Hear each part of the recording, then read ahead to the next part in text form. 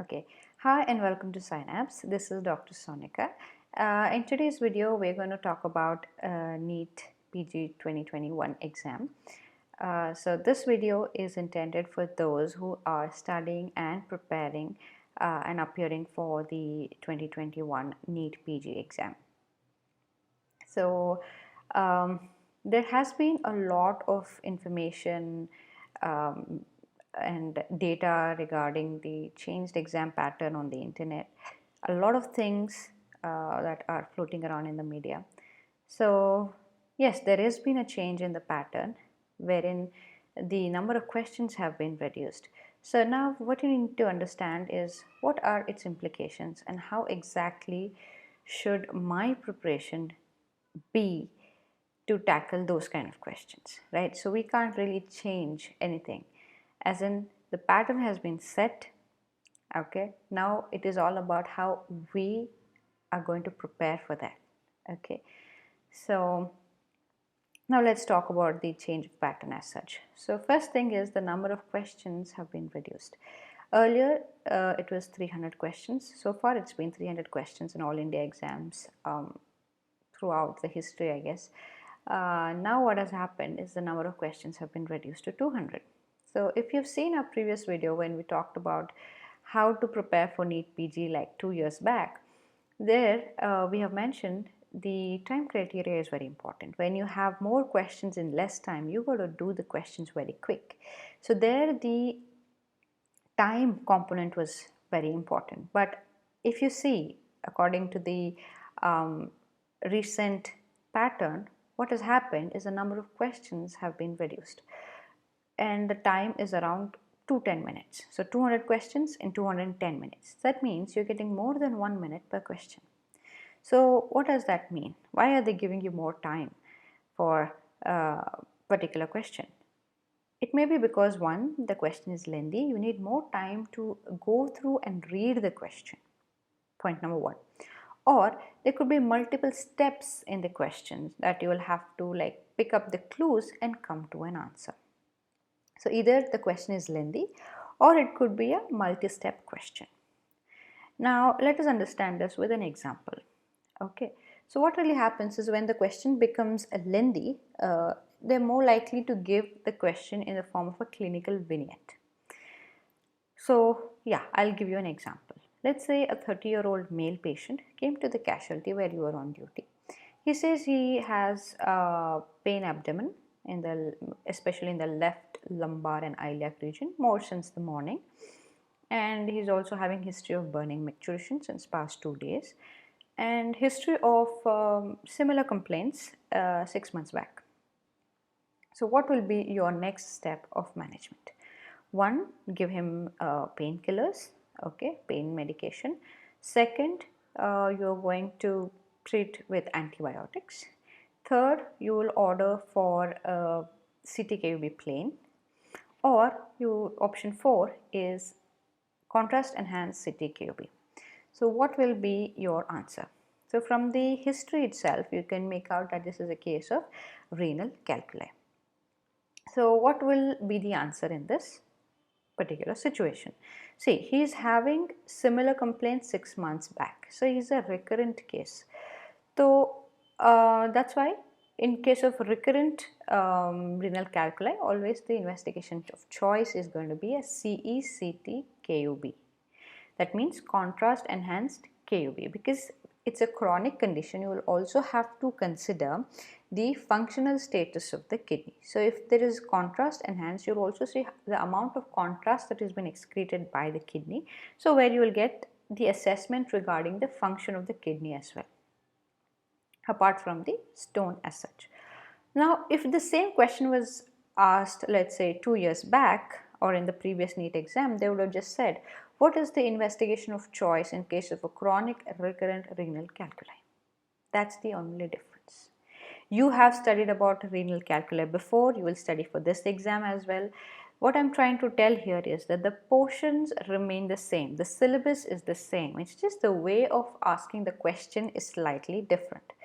So that means no panic, because you have read it and you know it, all you're going to do is revise it. It will be just asked in a different format where you will have to read a lengthier question, but it's all the same. So stop panic. So apart from the time criteria and how the questions are designed, apart from that, what else is important is that the revision. So go ahead and do your revision as per what you have planned. Okay, if you have planned 3 revisions before your finals, go ahead, do that and revise your notes. Whatever you've been doing throughout your preparation phase, keep the same notes. Okay, and as in when you revise, you have to mark the important topics, okay, that I think have been mentioned previously in our preparation videos. So you mark the points that are to be revised just the day before the exam.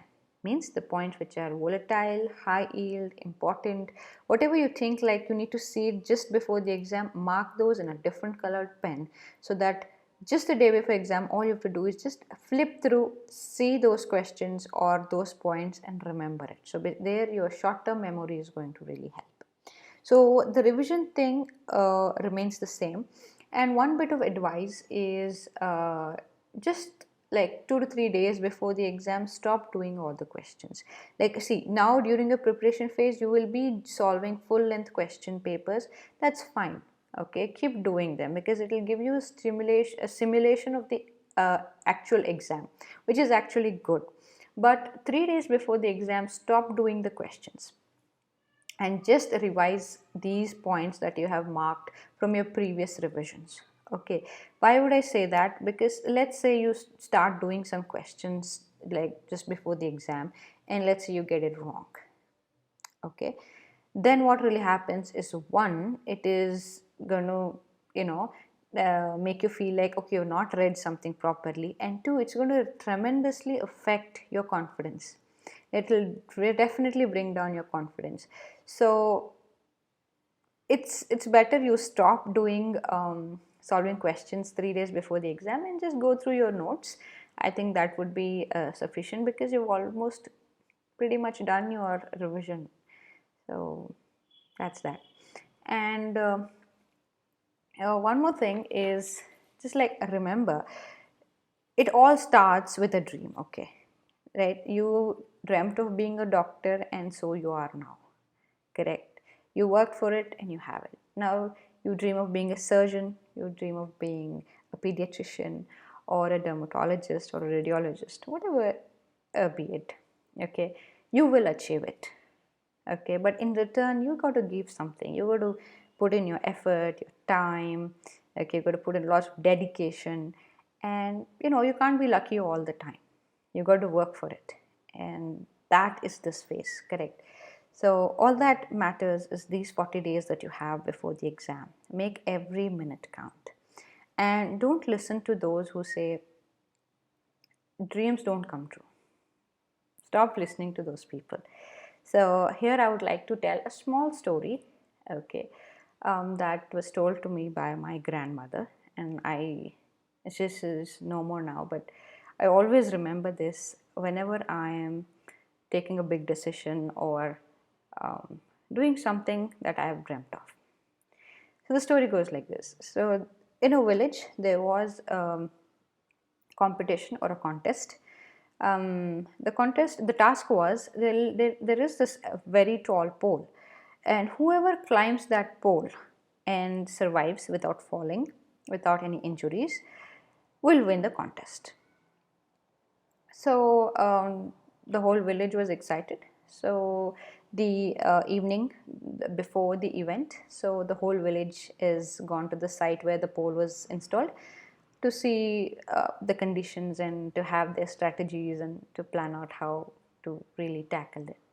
So everyone's there, they're looking at it, they're mesmerized, and they're like, oh my god, this pole is really tall. And at the same time they're also very anxious. How can we do this? How can we climb it? It's so tall. It's very difficult. What if we fall? What if we break our bones? So all of this, and very soon, like wildfire, the whole village is now talking about the same thing. There's the rumors are spread saying it's so difficult, and nobody can do it, and stuff like that. So what happens? Okay, people go back, they sleep, and the next morning the whole village is assembled, and uh, without any surprise, like most of the people withdraw their names from the participant list because they are too scared to participate. Then there are very few people who are willing to still go ahead and take the risk and give it a try.